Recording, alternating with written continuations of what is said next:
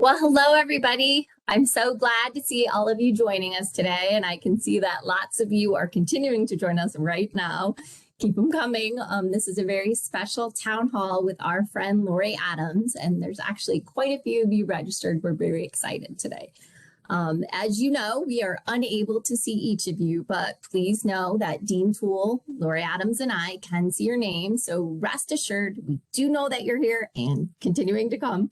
And we sincerely appreciate your support and very much look forward to your participation.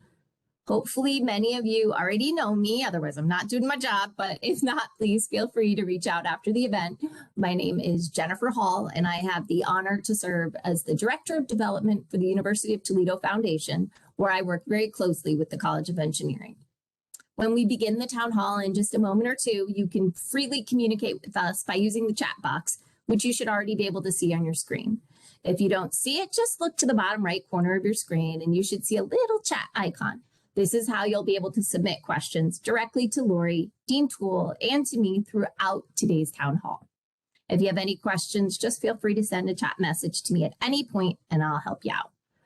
Okay, let's go ahead and get things started, and I'll turn things over to the Dean of the College of Engineering, Mike Toole. Thank you very much, Jennifer. Greetings, everybody. Great to have folks back. I know we've got Burdell Jackson and Georgia, and Peter Hess in California, and other friends all around the country.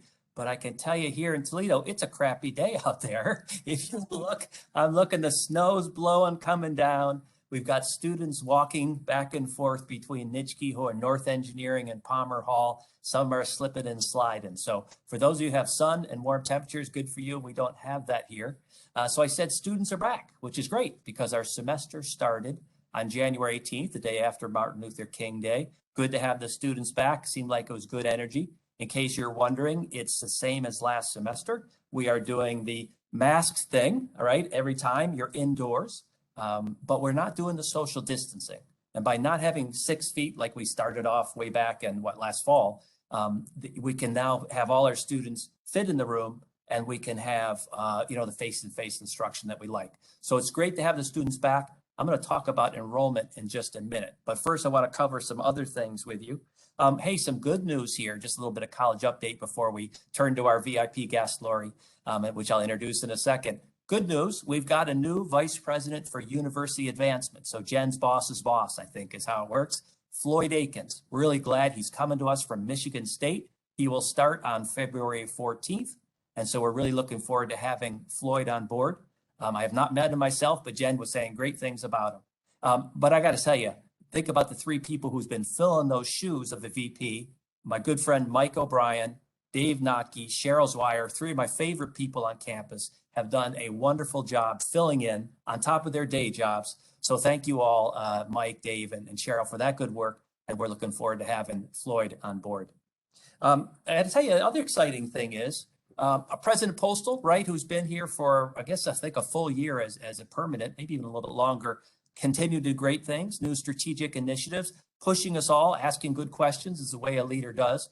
And he set up about a year ago the budget modernization work group. That was one of about 10 that he set up. So we've moved, I may have mentioned this before in the past, I'll just tell you again, we're moving from incremental budgeting, which some people may call a black box budgeting because it's just whatever number is handed to you, to a responsibility-centered management, which we're doing it more, we call it incentive-based budgeting. So now we look at the revenues that the college is bringing in through tuition, through research, et cetera, and we subtract our labor costs, right, our faculty and staff and other things, and we look at kind of the bottom line. And that's, makes sense. So it's more like an income statement, more like we're all used to, like Laurie does in her firm every day. So it's an exciting time because at the College of Engineering, we're very strong. And no surprise here. Why? Because we have not quite enough faculty. They're teaching too large classes because you remember our enrollment grew for so long, but our faculty didn't.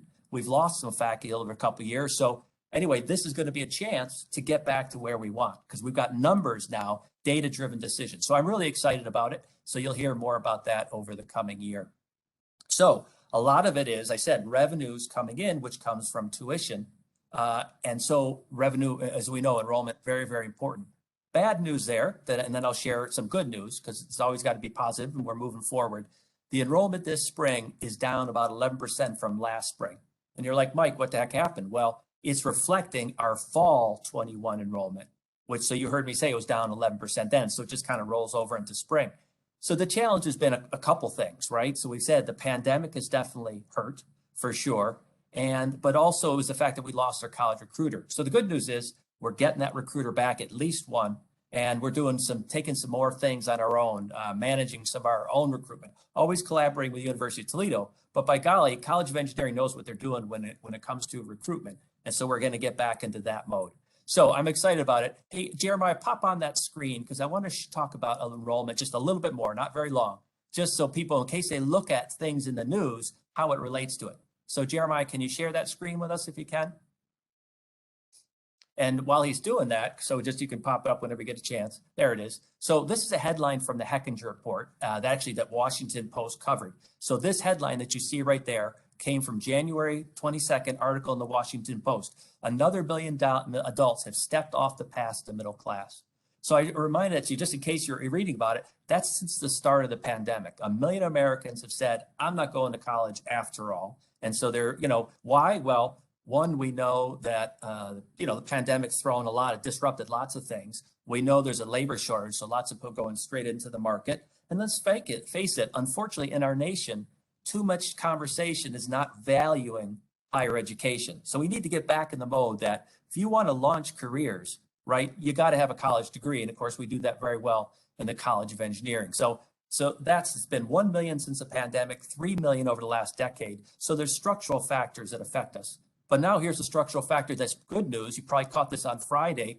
The U.S., the federal government, has unveiled changes to where we're going to allow more international students. We had, during the previous administration, too much pushback against international students and visa issues, especially by the pandemic. So now the Biden administration has just announced that you bet University of Toledo, especially the College of Engineering, is going to go back to getting our international enrollment because that's a big part of what we lost over the last 3 years. We're going to go back and get them back, collaborating with UT enrollment management to get it.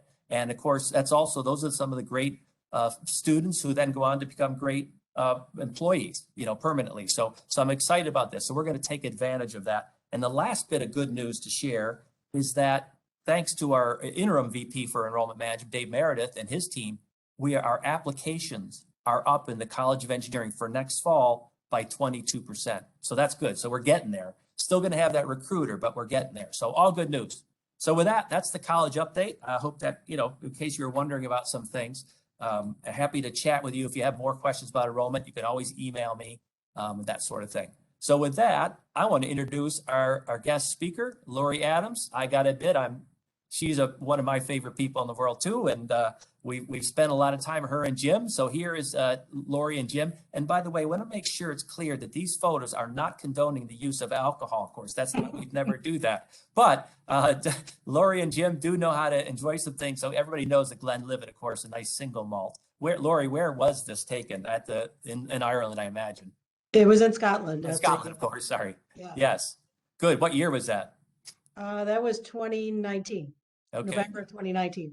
Right. So Laurie and her husband, Jim is also a civil engineer, also a University of Toledo grad. And we'll see another picture of him in a second. And next slide, if you could, Jeremiah. All right. There's family. Go ahead and introduce family, Laurie. Okay. So the one in the pink is my daughter, Kelly. She's a physical therapist. The one behind her is my son, Mitch, and he's a civil engineer, surprise. Right. And then next to me is Thomas Keim, and he's going to be our son-in-law in April. Congratulations. That's great. Nice looking family. And with the summer in the background, of course, it makes us think about not the nice weather we're having today. Okay, next slide. All right, who's this? Well, this is graduation day of April of 1986, and that's me on the right. Tracy Martin in the center, Robin Whitney to her left, and then another civil engineer, but later became a pastor, is Jim Jennings, who was a good friend of ours back in the college days. Okay, so this goes back at least a couple decades. Do we have an update? Next slide. Yep, this is a few years ago when Tracy retired from the city of Toledo.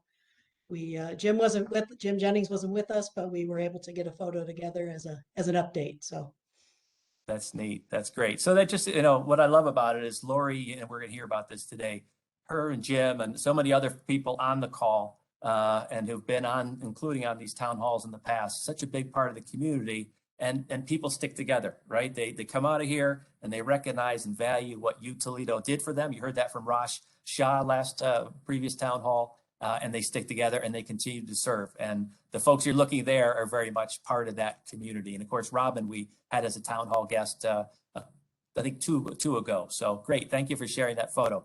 Next photo, Jeremiah. There we go. All right. Introduce folks there. Well, these are the owners, the current ownership at DGL. In the front there, next to me is Ahmed Hamid. Right behind us are Rick McGuckin behind Ahmed and Scott Morehouse behind me. Hey, Laurie, let me interrupt for a second. Jeremiah, the audience is not seeing the slides. So I just got a text. Jen, are you seeing the slides? Or maybe because you're as an intern? I am seeing the slides. So Jeremiah, is there anything that we can fix that you can think about why that's not showing? And Leslie Burhan, Associate Dean, thank you so much for letting us know. So I don't know if we can tweak that a little bit to figure it out, and then we'll just go through the slides again very quickly.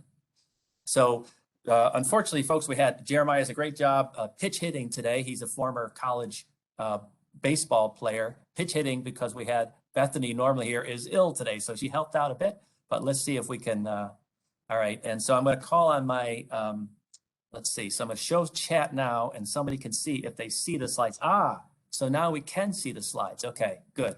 So we can see it now. So I don't know what we did. Can we start from the beginning really quick, Jeremiah? Forget it. You don't need to go to slide 1, but just back it up to, yeah, there we go. Okay. So there's the Glenlivet. Sorry, that's the one you missed with Jim. Next slide. And there we go. So maybe some people were seeing the slide. Okay, there's Tracy, Laurie, and Robin in when they graduated. And next slide, there's today. Okay. So maybe, I don't know why, maybe some were seeing it. All right. So anyway, I interrupted you. Please go back to the introductions if you would. Sure. So this is the partnership at DGL today. Ahmed Hamid and I are in the front. Right behind us are Rick McGuckin and Scott Morehouse. I've been partners with them since 1999. And then the four guys around us are Ron Giuliani on the right, Bob Bailey in the middle, Josh O'Neill, and then RJ Lumbreezer. Okay, great. So next slide. Yep, there we go. So this is a slide of when we like to participate in Discover Girl Day during Engineers Week, and this is just a collage of photos from the last one that we worked on. We tried to help the girls look at how to build an interchange, and there was other activities we tried to show a lot of the different activities that happened, bottle rockets and VR and all kinds of fun things that happened that day.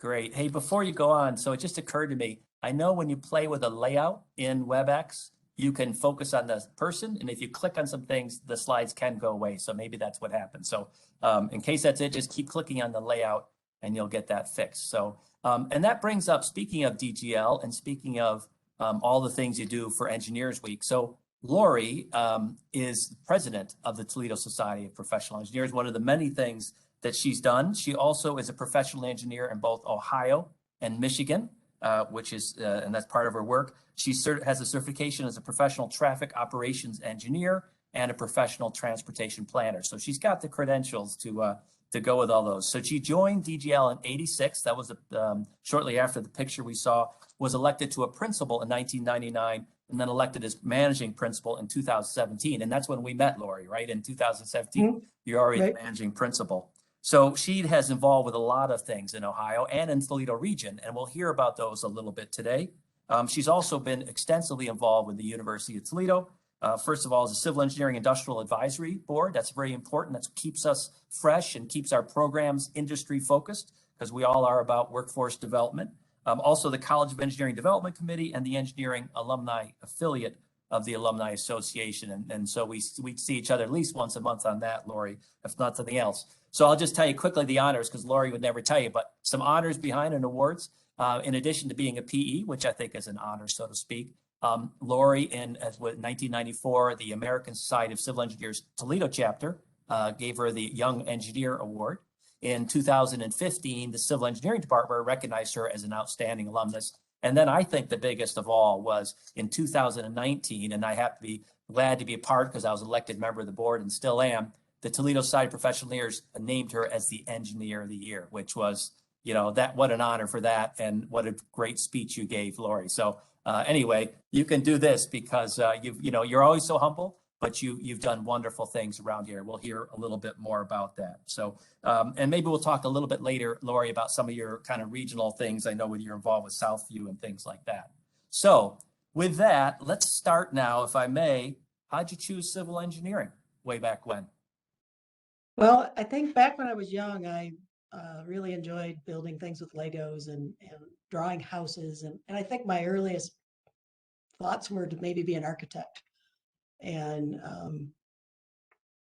as I gained more knowledge and saw what the University of Toledo had to offer, civil engineering seemed to be a path that was not exactly architecture, but we work with architects, and it seemed like a good path for me. Yeah. Hey, today we're all about, we're inclusive, especially that's what we focus on in the College of Engineering. And I think all the profession is getting it. But 30, 40, 50 years ago, that's longer than you, I know, but it wasn't always as inclusive. You mentioned, I remember telling me sometime that there was a program in high school that was trying to encourage more women in engineering. And what was that, high school? Do I remember that right? Yeah, actually, when I was a senior, my high school counselor had recommended me for a program at the University of Toledo, and it was for minorities and women in engineering. And so we took a class in the summer. I think I took pre-calc or something. I don't remember exactly what the class was, something math. And then we went every Friday. I think it was a 6 or 8 week course. Every Friday there was a tour of a different type of engineering facility. And it was really to encourage people to enroll in engineering and to stay with it. I remember maybe 15 or 20 students were enrolled with it. Yeah, and the reason I mention that is, unfortunately, things have not changed completely. We still, on paper, we have this open, very welcoming, community, and we're trying to get more from, let's say, Toledo Public Schools, and certainly trying to increase our underrepresented minorities. But the fact is, again, there's structural factors, and I've talked maybe in the past about sometimes to get the chemistry and physics and calculus pre-calc that you need to come here, students aren't being put on that track. So I mentioned that Laurie is a great example of how the encouragement early on, and one of the things that Jen Hall and I are still working on together is to try and set up some pipeline programs over the summer, because that can play a bridges program to get that. So Laurie, thank you for being a good example of that. And by the way, your parents, they like the idea of engineering for you? Yeah, they sure did. I was never encouraged not to do something like that. That was we were always encouraged to do whatever we felt was our path. Okay, great. So now walk us through. So you graduated from UToledo with a civil engineering degree, BS, and then what? Where'd you go from there to get to being managed principal at DGL? Well, while I was at UT, and this was a way precursor to the co-op program, I actually was kind of in a co-op program, again, to encourage minorities and women in engineering, and it was through the Ohio Department of Transportation. So I was able, that's really how Tracy, Robin, and I became friends. We joined this program, and we moved to Columbus to work at ODOT for a quarter. And then when we came back, I spent a couple more summers working for ODOT and saw that side. And so when I graduated, I had 2 offers. I had one from DGL and one from ODOT. And I thought, well, I've seen a little bit of ODOT. I'll try this consulting thing and see how it works. And 35 years later, I'm still here. So I guess it worked. Yes, it worked. Did you, you're a humble person, I say that. Did you see yourself as managing principal when you walked in the door 35 years ago? I did not, no. No. Yeah, the good news is sometimes you can't help talent from rising up. So that's always a good thing. So tell us more about DGL. What are the 3 names associated with DGL, and a little bit about the firm? We saw the principals, but tell us more about DGL. Well, to go back before it was actually the letters DG and L, we go back to 1926. So we're coming up on our 100-year anniversary in 4 years. Wow. It was various names across those years. It sounded kind of like a law firm at times, a lot of names. And from what I understand, there was architects, engineers, and lawyers at different times throughout the history of the firm. But in 1977, it became Dancer, Gronke, and Long. And that's when we became strictly engineering, no other components. And that the owners then were Ben Dancer and Russ Gronke and Gary Long. And so that grew from there. And in 2006, we became just known as DGL Consulting Engineers, but paying tribute to the old names that started us. Sure. And you just mentioned Gary Long, and that's a name you've told me about before. And that, I think, related to the question is, how did you go from, civil engineering, kind of a generalist, that's what UToledo often does, made you take courses in 1 or 2 in transportation, but now you specialize in traffic safety. How did that evolution come around? Well, I think as a young engineer, I certainly worked on just general transportation projects, roadway design and things like that. And I think I naturally gravitated towards traffic because Gary Long was my mentor, and those were the things that he did. And so it became a natural progression for me to become interested in traffic and safety type projects. So like you, I'm very active in American Society of Civil Engineers. I'm not as active as that, but I'm a big fan of them, and particularly thinking about construction safety. But, if you think that our profession is, like I say, moving towards inclusive excellence, and that's a good thing. We've just changed our code of ethics to become more inclusive. But the other big change that even started beforehand is the shift to sustainability, right? Which is a broad word. Some people think they know what it means, but it's sometimes even broader than that. Tell me what sustainability means to you as a civil engineer, or even as a traffic safety, and how does sustainability kind of play out on the projects that you or DGL are involved in? Well, I think sustainability, the way I interpret it is means that things will stay, that we're not going to be able to reuse things. We're not going to build something and then have to remove it, or we're going to use what we have, and we're going to use the best quality things that we have that lead us to a better product. And I think in terms of traffic engineering, it's always looking at the best technology and making sure that we're looking towards the future and making sure that we have things that, for instance, can talk, our phones can talk to things, and we don't know it, but it's happening, and making sure that anything new that goes in is not being a wasteful product. It's going to work in the future as best we can. Sure. So you keep talking about the future, and I would say that, right, the life cycle perspective, right? If you look at just a quick lecture, I know you already know this, but when I would give my courses, and I'm even going to talk to the first year students later this semester, thinking about so much of a building, let's say, that about 20%, 22% of the life cycle cost of a building is associated with the design and construction.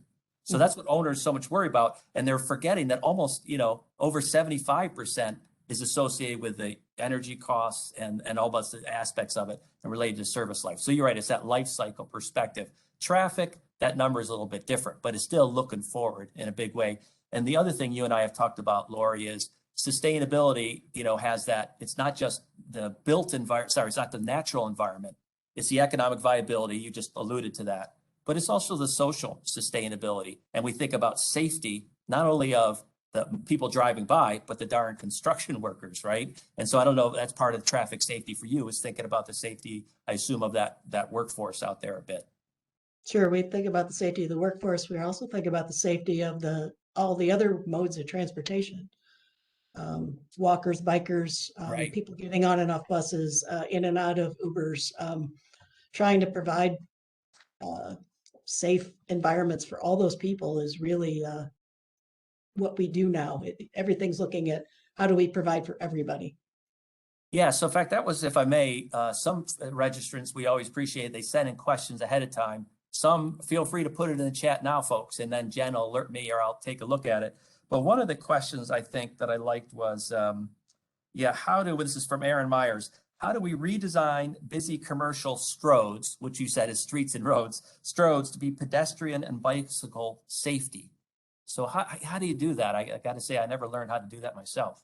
Well, we're doing that on a lot of projects now. That's looking at different ways for people to use the system, whether it be by bike lanes or multi-use paths or other types of paths for bikes.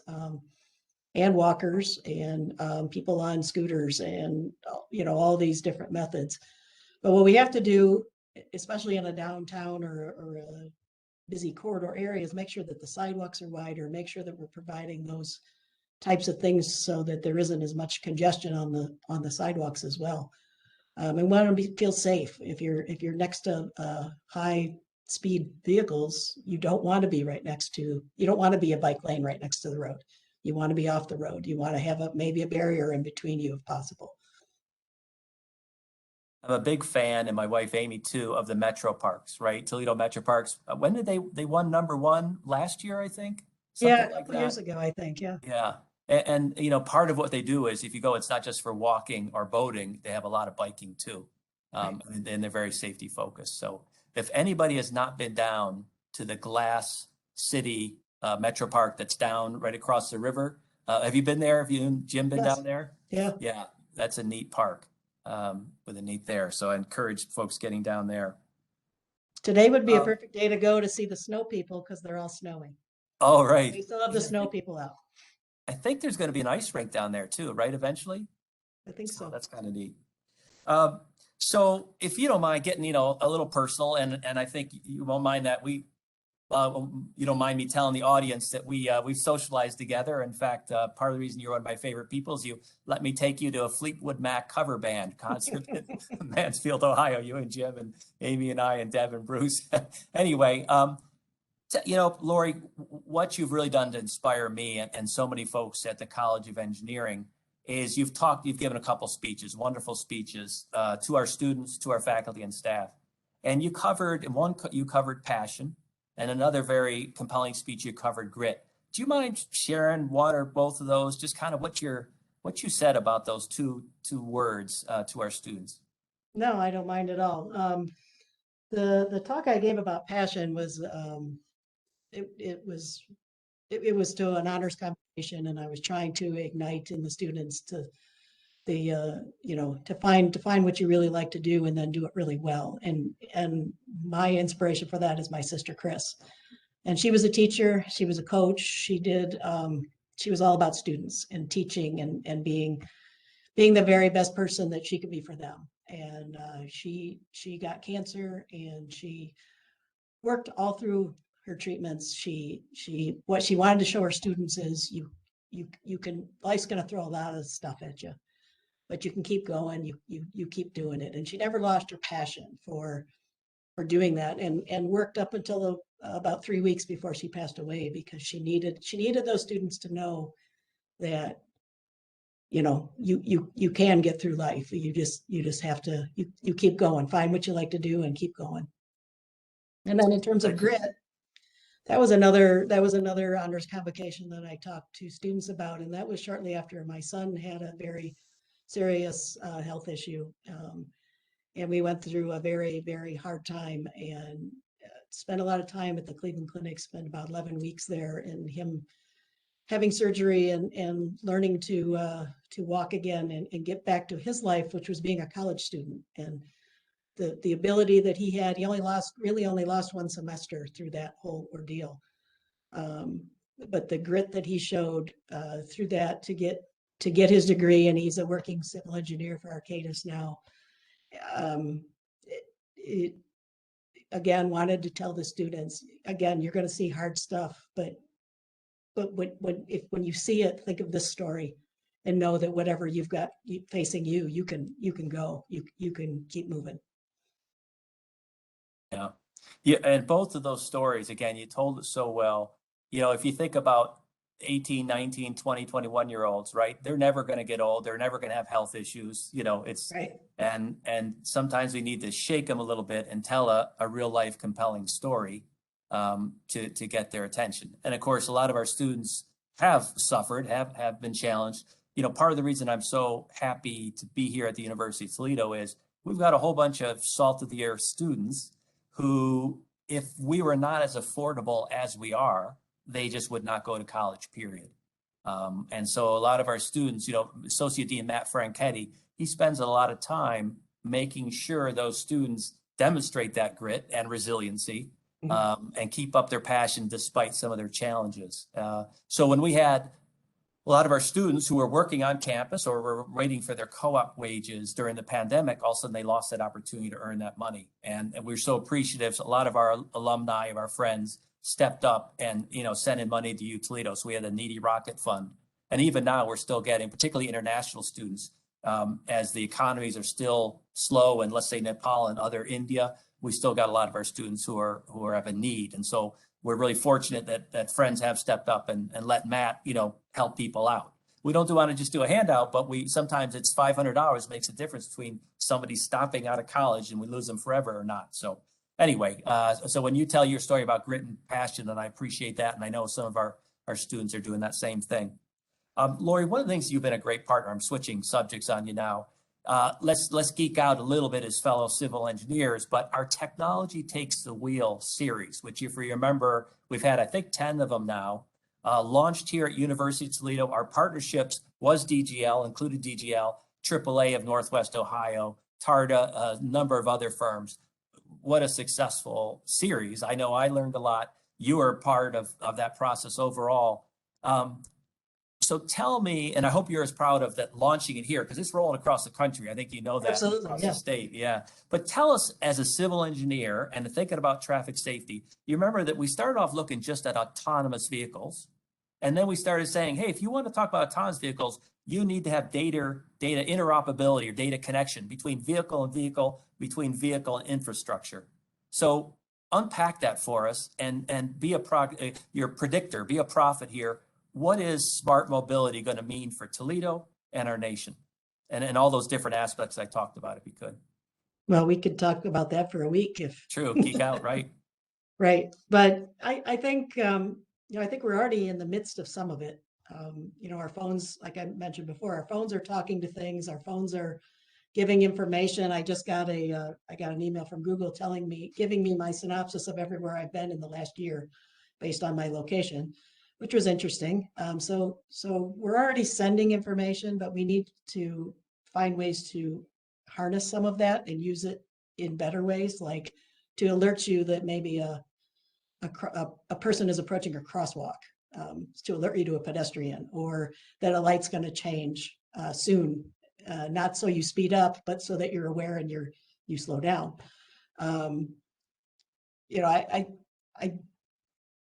We already have vehicles that operate themselves in some capacity. I think it's going to take a while to get to that point where none of us are driving, because I think first of all, people love to drive. People love their cars and they love to drive. That's going to be a big thing for people to let go of. Although once they figure out they can work or read or whatever while they're riding, it might become more popular, but it's going to take some time. But as those vehicles the newer vehicles start to talk more, I think it's going to make our roads safer, because we're going to be able to, it's going to anticipate things. So our highways will be safer. One of the things that they're trying to do is called Vision Zero. So we're trying to get to zero fatalities. Will we ever get there? I hope so. But that's a long road too. But the point is to try to make things as safe as we can so that we can get to Vision Zero. So yeah, great. I'm thinking, see if this helps a little more detail and tell me if I understand it right, because you know more about this than I do. But so I'm a vehicle approaching, autonomous or not, I'm approaching a intersection.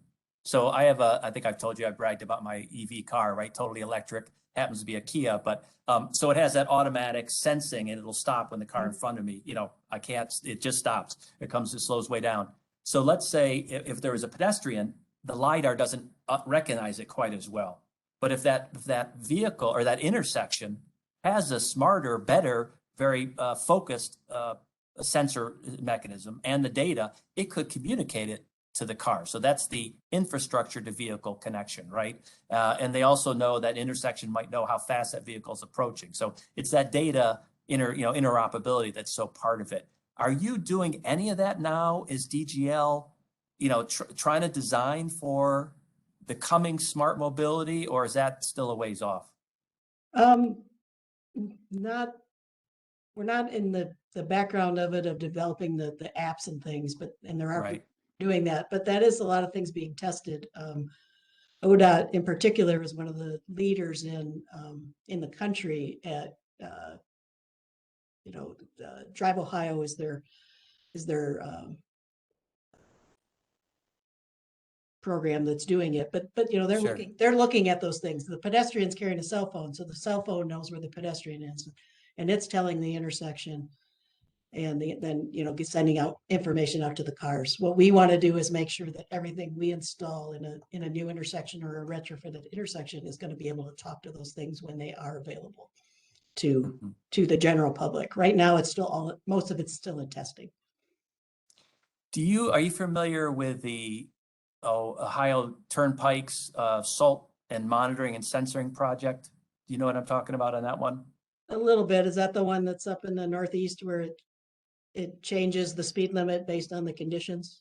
Right. And then it also tells the the salt truck operators, when to put out, how much salt to put down, and even, I guess, the mixture a little bit, with the idea that sensors, if the more data you know, the more you can make intelligent decisions. In this case, not only does it save the salt budget, but as you know, salt is not good for our waterways. So it's kind of got a sustainability aspect of that. So that's something that Ohio was on the leader of, and that they were, I think, collaborating with Drive Ohio on that as well. So the idea, you could tell me this, I should know it, but you got a traffic light right behind you, which I love that, green, old technology. But how often is that connected through some kind of vehicle sensing and then triggering the light? Is that how many intersections that happen in Ohio? Any idea? I don't know how many in Ohio. I know that a lot of communities are adding that as they do upgrades. We do a lot of projects where we help communities do that. But that's what happens is there's either a detection by a radar device or some sort of a video detection that's giving information to the signals to help them. Yeah, this one's pretty old school. It's got regular bulbs in it, but now they're all LEDs, and they're the cost savings is amazing when you change. Oh, yeah. Just even if you change just the reds to LED, because the signal spends its most time on a red. So if you can even just change your reds to LEDs, your cost savings are huge. Two more quick smart mobility questions for you. First of all, when do you think we will have in Toledo, let's say, autonomous vehicles driving around? 1 in 10. So is that 5 years? Is that 10 years? Or is that 30 years? I think in the 5 to 10 range, perhaps. Because Tesla is pretty much there now. There's still issues, right? I agree with you, probably 5 to 10. And then, of course, so much it is maybe not totally fully autonomous, right? There's a whole bunch of gradations, as we know, scale 1 to 5. So I think we'll see that happening. I think you were involved with a grant proposal, which was not, I think, funded, but for 475, we were going to do a smart mobility. Do I remember? Tell us more about that one. Yeah, we were looking at ways to monitor a construction zone and try to give information to drivers and to the signage and stuff that's further ahead, or that's further back on the road, just to give more information of where were backups occurring, and how did that occur. So yeah, we weren't able to submit that or get that going, but I think that's something for the future that would be useful. Sure, we'll do that. And again, your firm is a good example. UToledo, TARDA, TMACOG, just lots of good collaboration. Drive Ohio has been part of that partnership moving forward. Just real quick, and you probably heard me say this, and maybe the audiences as well. One of the reasons I'm so excited about this smart mobility concept and UToledo's leadership role in it is because it's not just about civil engineering. So I'm a civil engineer, Laurie is too. But if you think about the components of it, the sensors are feeding data, right? Electrons and signals. And so you've got networks that contribute that. You've got to then analyze it. So you have computer hardware. You can use artificial intelligence to analyze that data. And then you can also have to worry about cybersecurity. And then you can also have the automation, the idea of simple traffic light switch or robotics. So if you think about those components that I just talked about, that's manufacturing, right? That's industry 4.0. And then if you think about UToledo, one of the beauties of it, we've got this amazing medical campus too, right? So you think about the Internet of Things and driving so much. So when we, I'm glad our focus in partnering on the smart mobility was also because it very much relates to the partnerships and moving forward that we're doing on Industry 4.0 automation, and then also on the Internet of Things and healthcare devices. So hope people know that, because I'm proud of that and moving forward, and we'll continue to move forward on that. Hey, Laurie, you have been involved with some specific projects. So tell us about that. And Jeremiah, put up that one, if you could, one image of I think the double diamond. Let's see. And then you can take it down. All right. So this is a diverging diamond interchange in Perrysburg, Ohio on Route 25. And DGL designed this project a few years ago. It's been operational for a couple of years. And if you're from this area and you've been in the Perrysburg area prior to this, you understood the congestion and what a frustration it was. And we had no way, there was literally no way to get pedestrians from one side of the interchange to the other. There just wasn't enough room based on what we need, all the lanes that we had to have on the bridge to make that function even as poorly as it used to. So this interchange design was the first one in Northwest Ohio. There was one other one in Ohio, in Columbus area, when this one was installed. But not only does it make the interchange work very, very well, you can see some of those curvy lines that's for the pedestrians. Those are multi-use paths to get people from one side of the interchange to the other. And the way it shows it is they get to the middle and they go down the center of the bridge with barriers on each side of them to protect them. And the amount of people that use it, there's a good amount of people that are using that as a mode of transportation now, which they never could do before. Great. So let's see, Scott Malter just said he loves this interchange. Let me just see real quick if he has some comments. I wish they did the I-475 and Central Ave interchange like this. You were involved with that Dorr Street, right? A little bit, right? We were involved with Dorr Street, yeah. Oh, Dorr Street. Oh, not Central, right? Not with Central Avenue, but with Dorr Street. We were not the prime consultant on Dorr Street, but we were heavily involved with the project, and also one of the new a few roundabout interchanges in the Toledo area. There's one in Bowling Green, and then there's this one. But that's opened up a whole new, there was 5 miles of no access in this area, 475. It's opened up a whole new world to get to the University of Toledo, in my opinion.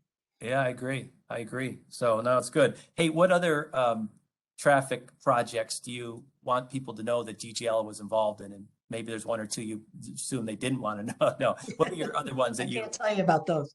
Yeah, right. Well, a couple on UT's campus. Anybody who is as old as me would remember, and not as old, but the old Carlson Library pedestrian bridge. That thing could bounce like crazy. That was replaced a couple of years ago. DGL was involved with that project. I think it still bounces a little, but not the way it used to. I hear some old stories about people driving a car across that. Back in the day, I was not in that car, nor was not part of it, but I have heard that story. The other bridge that we designed on the campus is the David Root Bridge, which is right where you right over the river there, the main vehicle access between the sporting area and the campus area.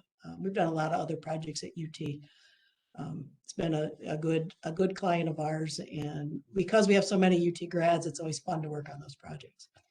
Yeah, and I will vouch for my colleague Jason Toth. He, as much as I want him to give business to UToledo alumni and friends, he's a very much straightforward, and he does things by the book and good procurement. But the fact is, you have been a dear friend to not only UToledo. I mentioned all the things you've done, engineering affiliates and all that. You're involved with the community. What is, name some other your community involvement that you're doing?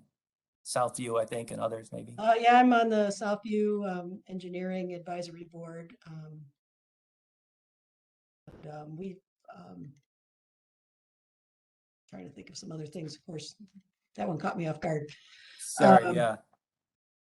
Some things that DGL has done, we like to get very involved with the community, and we've done some some things where we helped the Sunshine Community Homes rebuild their boardwalk and things like that.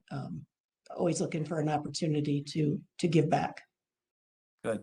And part of it, again, is that what you've done in the engineering community. I guess I still count that as community service, both TSPE, ASCE, and I don't know, I may have said this before to folks, but you have, Toledo is this amazing community. I have to think it's one of the strongest engineering community, at all, as far as people still show up for civic events and they still get involved and they grow professionally from it. So lots of good stuff. Anything on the personal side that you're involved in? Forget the professional. Anything on the personal side? I don't know if you and Jim have been involved with any community things just on the personal end.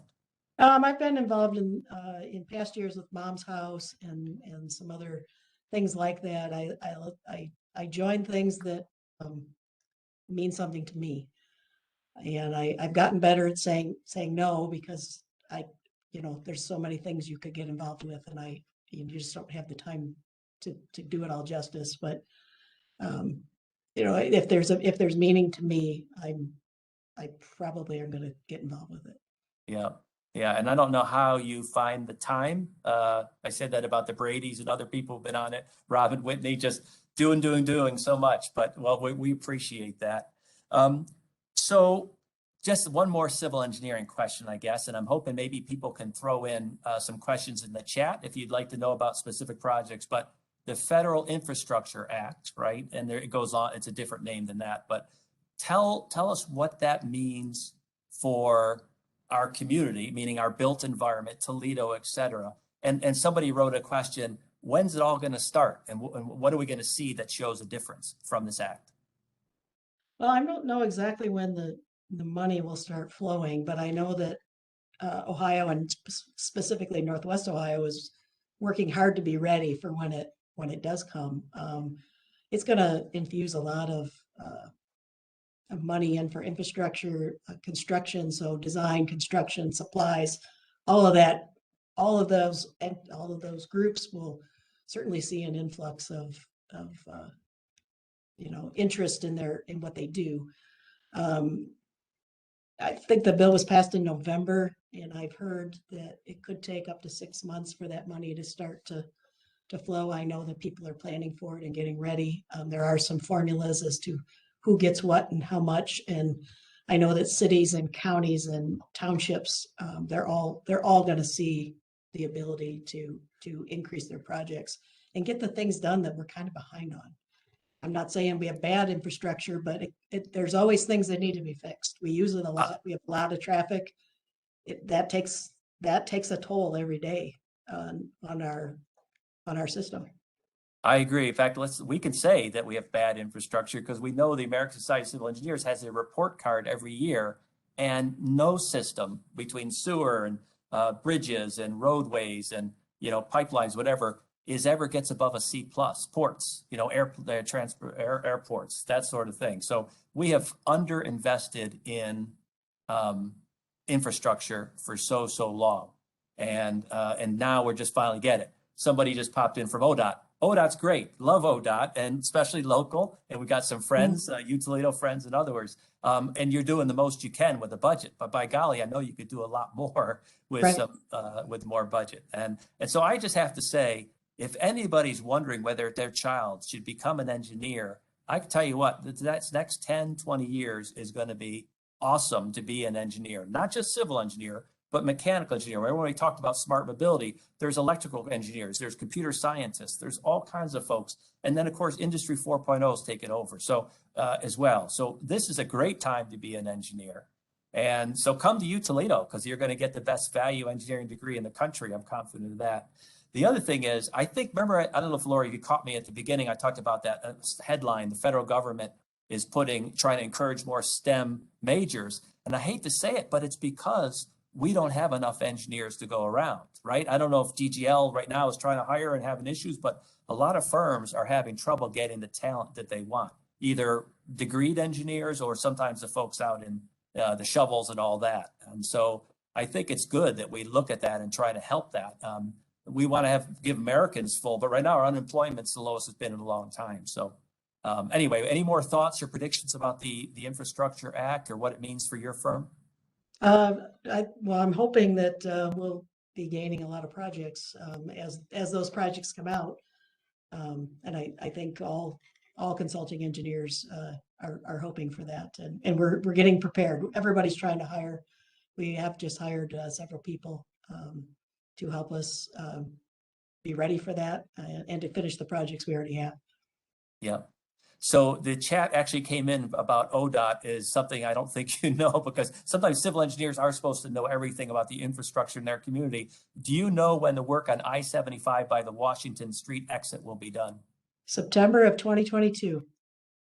Okay, there you go. You did know. Right. We actually worked on that project. So yes, I do. Oh, you did? Yeah. Perfect. Perfect. I remember another somebody to ask, which was kind of from the hip, kind of tongue in cheek, but how come there's always, I mean always, orange cones on my commute? But I think this gives us a chance to educate about infrastructure maintenance, right? And service life and things like that. So why are we always seeing orange cones? Because what we just talked about, that our infrastructure is not in the greatest condition, and so we're trying to improve it. I'm not sure that some of the original designs for our interstates were prepared for the amount of traffic they see today. So they have deteriorated maybe faster than we had hoped. So yes, we're going to see barrels for a while, at least until we, get the current system, the 475 system, up to catching up. 75 will be done in the next couple of years, and then 475 will follow. Yeah.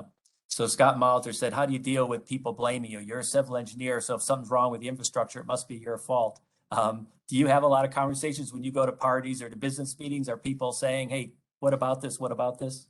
Of course, everybody asks me, I want to tell you about this signal. Why does it do this? Or can you fix it?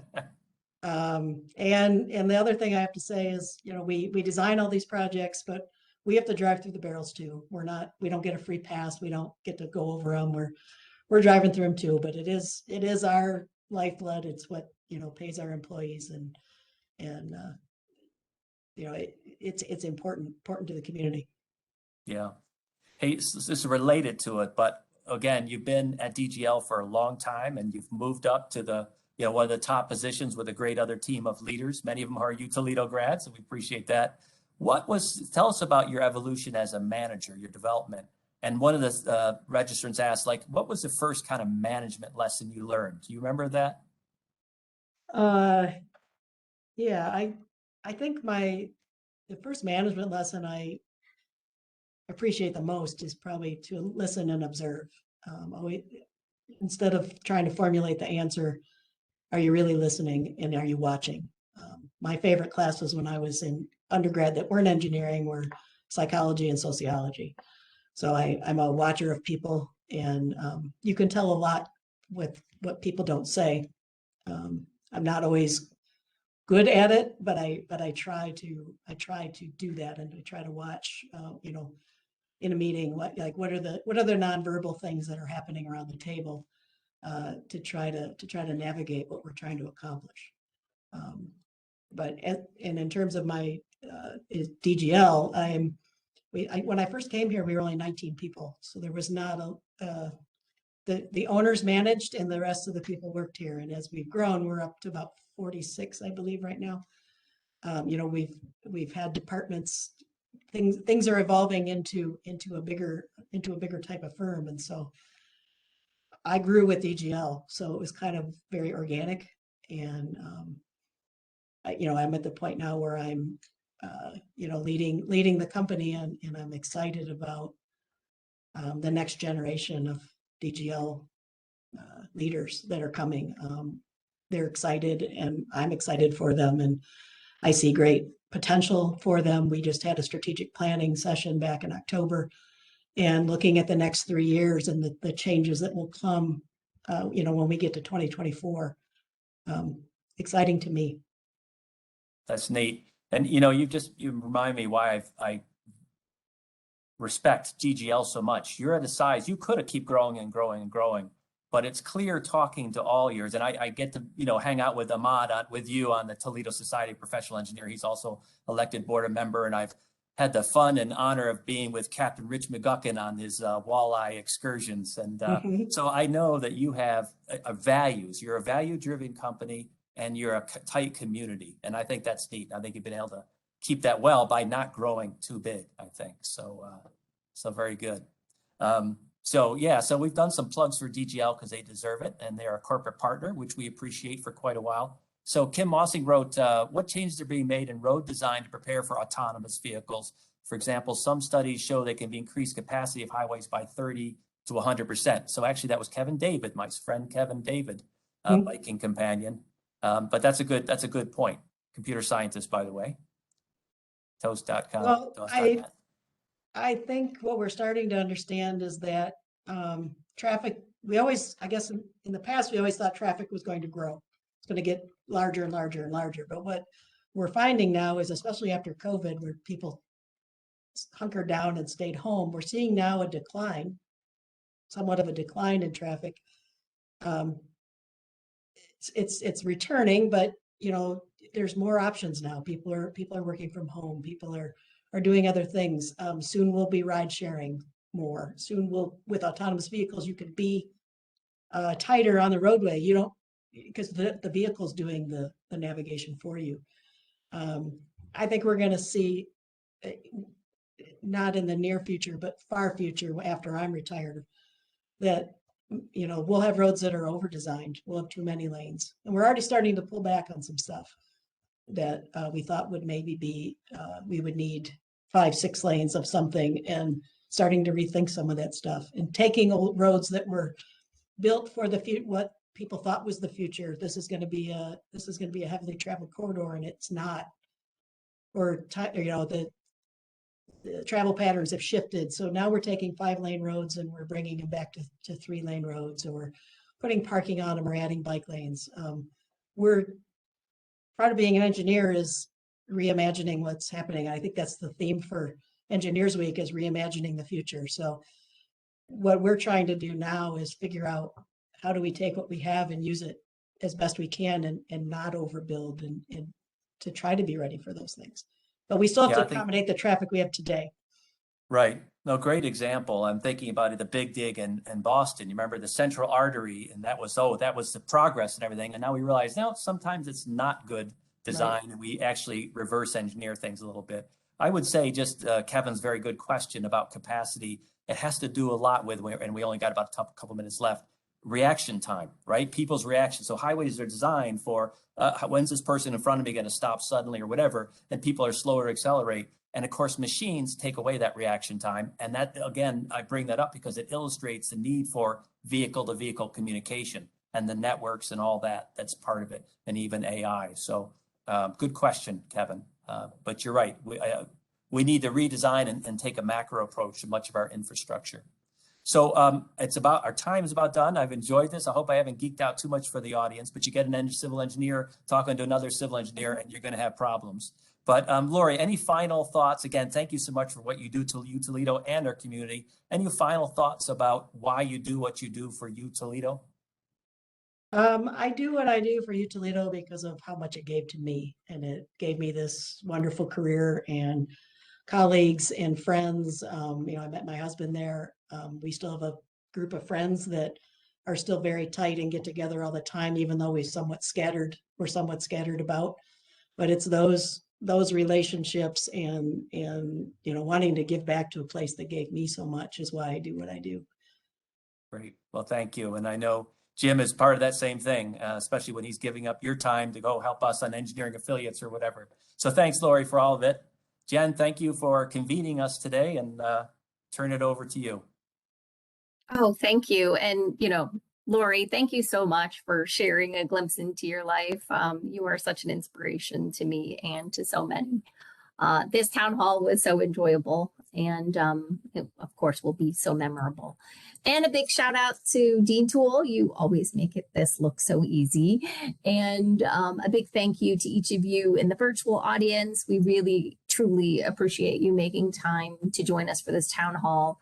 Obviously, we couldn't do it without you, and we always enjoy seeing each and every one of your names and appreciate your questions and your ongoing interest and your support. We had originally thought we would just do this when, we couldn't get out and about, and it's just been something we look forward to, and it sounds like you guys do too. So we continue to do it as long as you guys are up for it. So thank you. And we hope you'll continue to join us for future town hall events. So if you have ideas on what you'd like to see, just let us know. Or if you just want to connect with the college, feel free to reach out to me directly. My contact information is on the foundation website and will also be in an email that you'll receive following this town hall. Thank you so much, everyone. Go Rockets.